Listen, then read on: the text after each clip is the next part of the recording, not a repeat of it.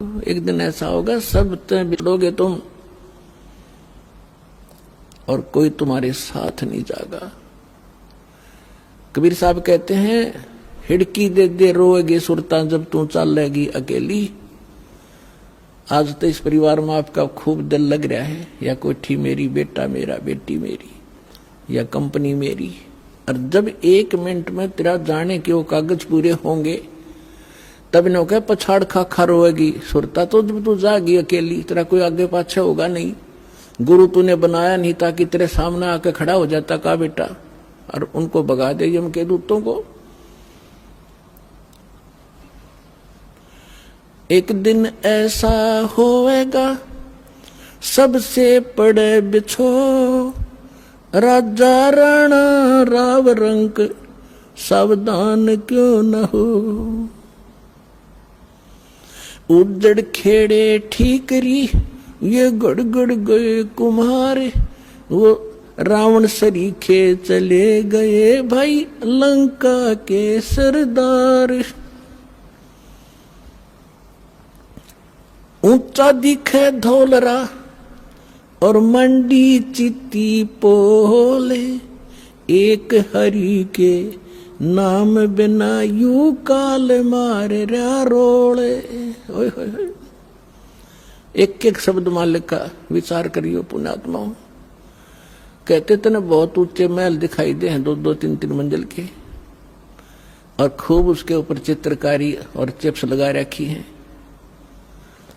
एक परमात्मा की भक्ति बिना यू काल त्री रोल मार रहा है, तना मूर्ख बना रहा है। एक सेकंड में मृत्यु हो जाएगी और फिर गधा बन के घूम रहा होगा, कुमार तरह लठ मार रहा होगा। तो परमात्मा ये बताना चाहते हैं कि जितना तू जानता है इतना ही नहीं, इससे आगे भी कुछ है। वो परमात्मा या उसके बच्चे संत ही बताया करते, उनसे तुम संपर्क नहीं रखते। आप जिस समाज में रहते हो उनको इतना ही ज्ञान है जो आप प्रतिदिन कर ही रहे हो। परमात्मा कहते हैं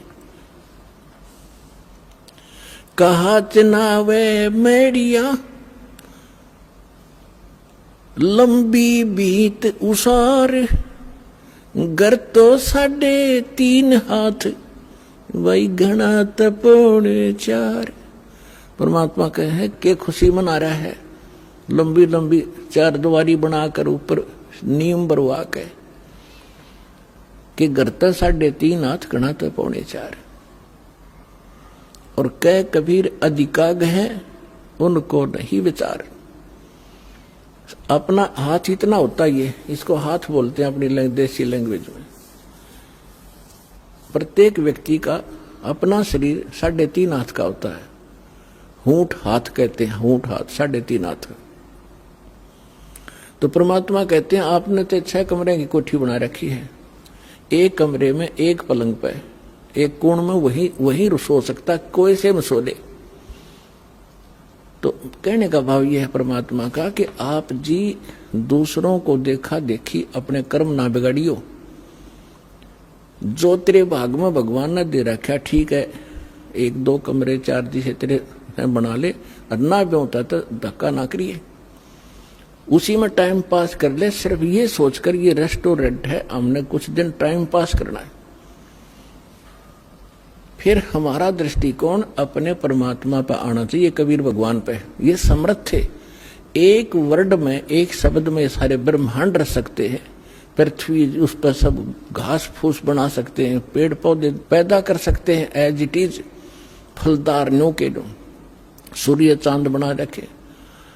तो वो परमात्मा एक झोंपड़ी में रहा करता और एक क्रिया करके दिखा करता कि अपना वर्क भी करो, काम भी करो, राम भी जपो। घना जरूरत नहीं है बकवादों की। यदि तुमने यहां भी सुखी रहना है और उस सुख में स्थान को प्राप्त करना है, तो फिर जब उस मालिक की तरफ देखकर आगे चलो, संसार की तरफ देखकर चलोगे, आप इस मार्ग पर बढ़ नहीं पाओगे। ठीक फिर परमात्मा कहते ज्यों राखे त्यों ही रहूं।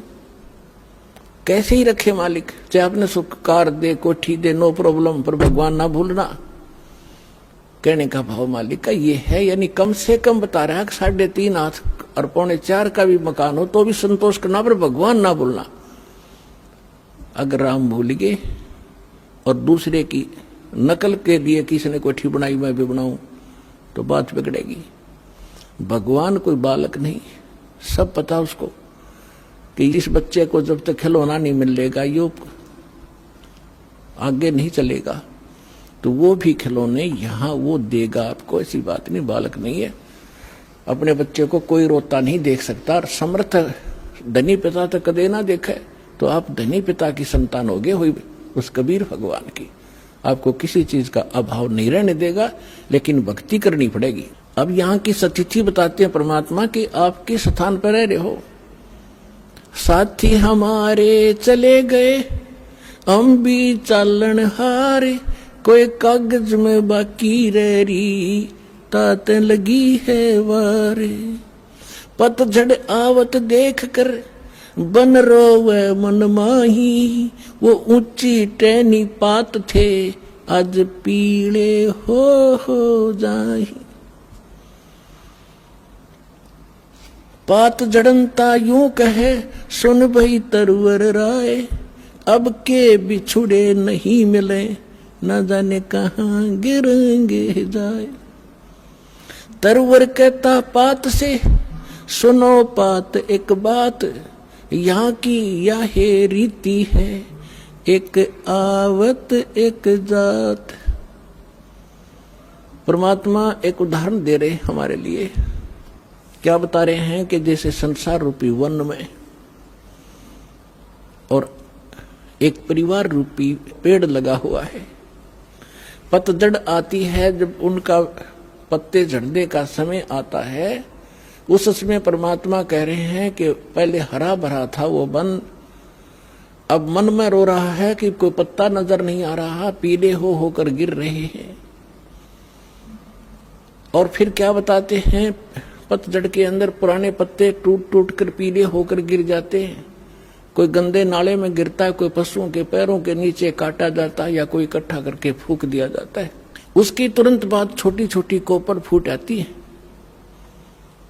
और फिर वो पत्ते बनकर फड़फड़ाने लग जाते हैं। एक साल वो फड़फड़ा लेते हैं और फिर उनकी वही दशा होती है, फिर नई कोपल आ जाती है।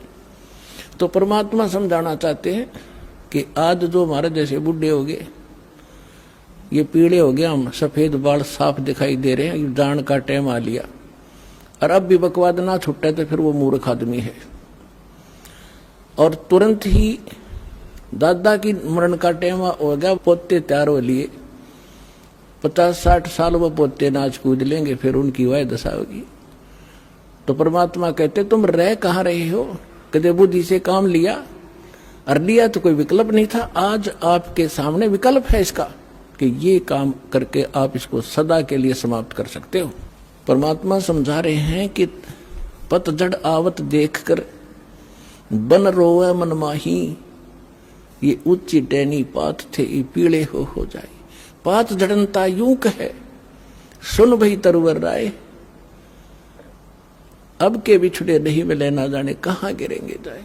अब जैसे कोई व्यक्ति को पता लग जाता है कैंसर होगी, डॉक्टर ने बता दिया कि अब 10 दिन का मेहमान है, सभी रिश्तेदार इकट्ठे होने शुरू हो जाते हैं, कुल के लोग भी हाजिरी लगाना शुरू कर देते हैं। उस समय महसूस होता है कि जिस परिवार में मैं रह रहा था इसमें रह नहीं पाऊंगा, जाना पड़ेगा। तो वो अपने आप कहता है भगवान अब क्या होगा मेरा, ना जाने कहां जाऊंगा। तो कुल के लोग सांत्वना देते हैं, भाई चिंता ना करे, यहाँ तो सबके साथ ऐसे ही बनती है, कोई पहले मर गया कोई पीछे मर गया, ये तो सबने ही जाना है। तो यहाँ की ये एक रीति है, और ऐसी सांत्वना हम देकर उसको संतोष देते हैं, और अपनी चिंता फिर नहीं रहती। हम सोचें इसको कुछ सांत्वना दें, ये ठीक ठाक मर गया।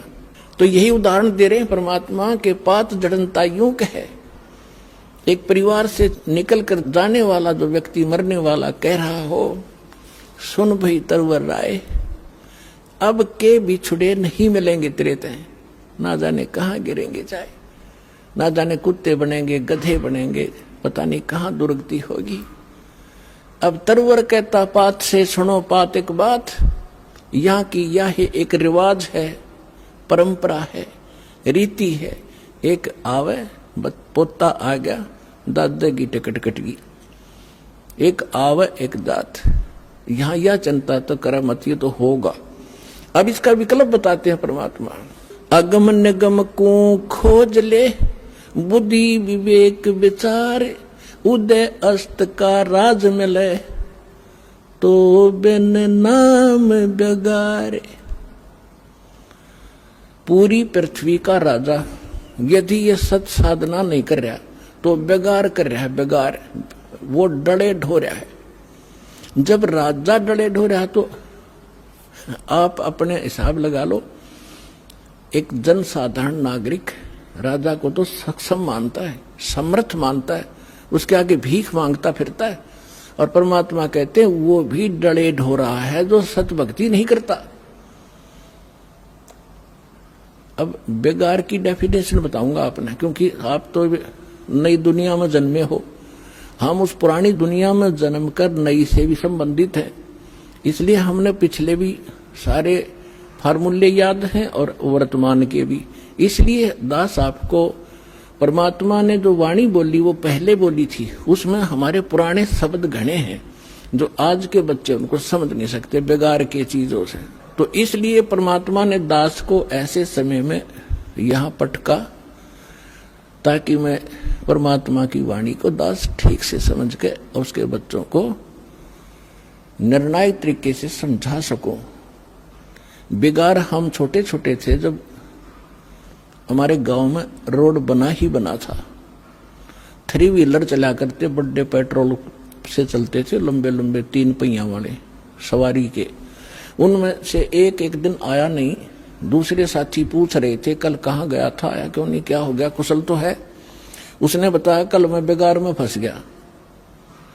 फिर वो बेगार बता रहा था कैसे कि रात के 12 बजे पुलिस वाले आ गए और मुझे उठा ले गए 2 बजे सी सुबह कल, और ले गए मुझे थाने में।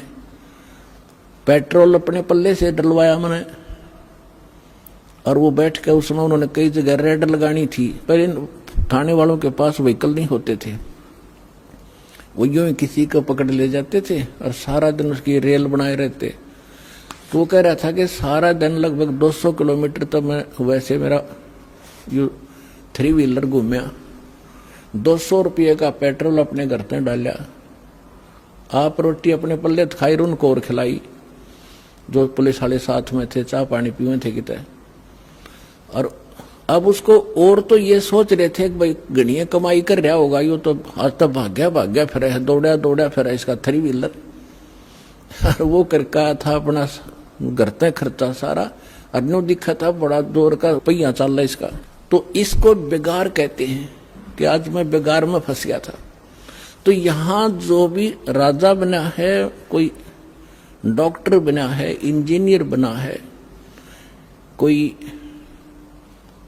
IAS IPS अधिकारी बने हैं, या कोई जज बने हैं, या कोई एडवोकेट बने हैं, या कोई सेठ बना है, या कोई मंत्री, मुख्यमंत्री, प्रधानमंत्री, राष्ट्रपति बने हैं, ये पिछले जन्म के पुण्यकर्मी प्राणी होते हैं।